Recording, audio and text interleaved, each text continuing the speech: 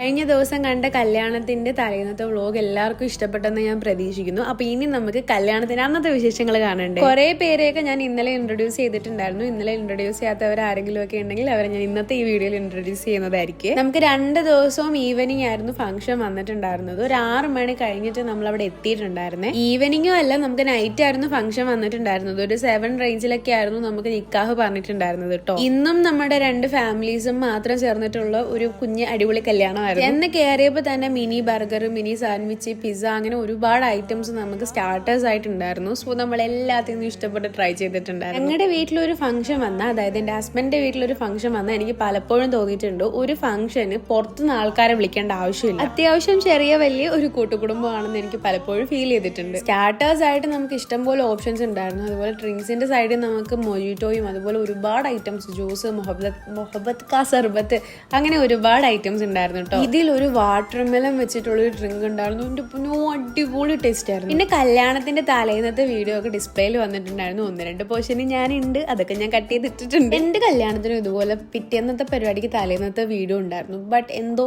എനിക്ക് അന്ന് വ്ലോഗ് ചെയ്യാനുള്ളൊരു വ്ലോഗ് തുടങ്ങിയിട്ടില്ല ഞാൻ, അതുകൊണ്ടാണ് അന്നത്തെ വിശേഷങ്ങളൊന്നും കാണിക്കാത്തത്. പിന്നെ നമ്മളിൽ നിന്ന് അകന്നു പോയിട്ടുണ്ടായിരുന്നവരും ഒക്കെ ജസ്റ്റ് അവരെയൊക്കെ ചേർത്തിട്ടുള്ളൊരു വീഡിയോ കൂടി ഉണ്ടായിരുന്നു.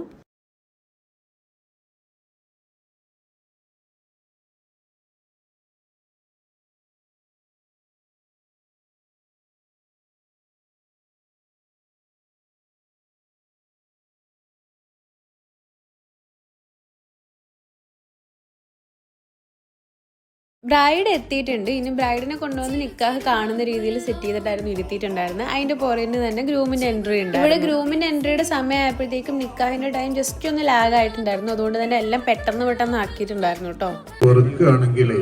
നിക്കാഹിനോട് നിനക്ക് താല്പര്യമില്ലെങ്കിൽ നിക്കാഹൊക്കെ നല്ല റാഹത്തായിട്ട് കഴിഞ്ഞിട്ടുണ്ടായിരുന്നു. അതിന്റെ പുറകിൽ നമ്മുടെ പെണ്ണിന്റെ എൻട്രി ഉണ്ടായിരുന്നു. അത് ഞാൻ കാണിച്ചില്ല.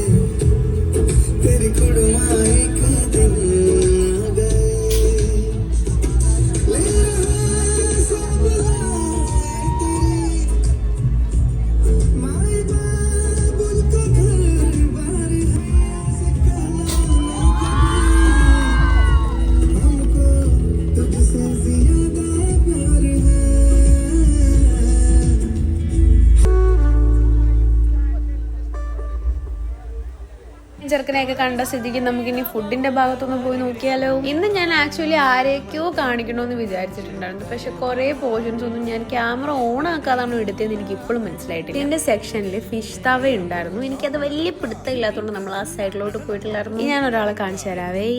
ഇത് ഞങ്ങളുടെ താത്താന്റെ ഹസ്ബൻഡാണ്, മുത്തുവളിയൻ. അതുപോലെ ഇത് ഞങ്ങളുടെ മുത്തുമ്മാണ്.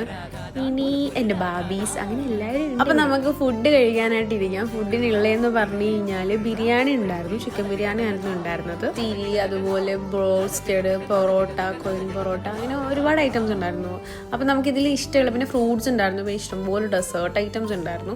നമുക്ക് ഇഷ്ടമുള്ളത് മാത്രമേ നമ്മൾ സെലക്ട് ചെയ്ത് കഴിച്ചിട്ടുണ്ടായിരുന്നുള്ളൂ, കാരണം എല്ലാം കൂടെ കളയണ്ടെന്ന് വെച്ചിട്ട്. ഇനി അങ്ങോട്ട് താലി കെട്ട്, അതുപോലെ പെണ്ണിനും ചെക്കനും പാൽ കൊടുക്കുന്ന ചടങ്ങുണ്ടായിരുന്നു. അതുപോലെ നമ്മുടെ ഫോട്ടോഷൂട്ടും കാര്യം, ഡാൻസും പാട്ടും കേക്ക് കട്ടിങ്ങും ഒക്കെ നടക്കുന്നുണ്ടായിരുന്നു. അപ്പൊ ബാക്കിയുള്ളത് നിങ്ങൾ കണ്ടു നോക്കിയിട്ട് എങ്ങനെയുണ്ടെന്ന് കമന്റ് ചെയ്യാൻ മറക്കല്ലേ.